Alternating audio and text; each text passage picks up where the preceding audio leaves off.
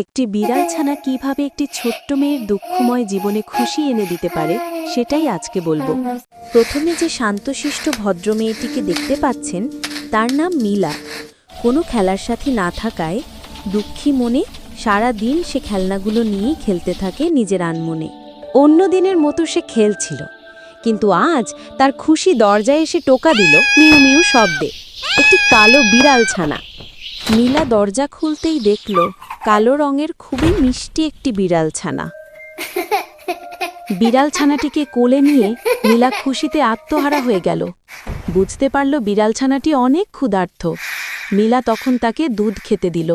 দুধ খেয়ে এমনভাবে মিউ মিউ করল যেন বলছে ধন্যবাদ।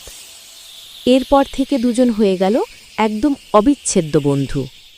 মীরা স্কুলে গেলে বিড়াল ছানাটা ব্যাগের ভেতরে লুকিয়ে যেত, আর ক্লাসে হালকা মিউ শব্দে সবাই হাসতে শুরু করত।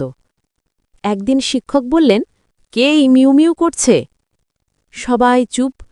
তারপর মিলার ব্যাগ থেকে মাথা বের করে বিড়ালটা বলল, মিউ।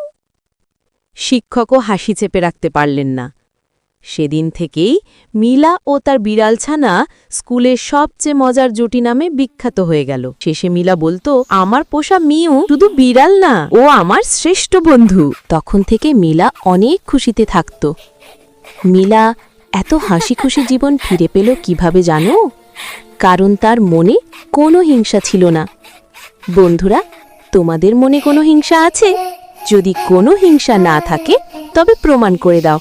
এই ভিডিওতে লাইক করো, কমেন্ট করো, শেয়ার করে দাও, সাবস্ক্রাইব ও ফলো করতে ভুলো না।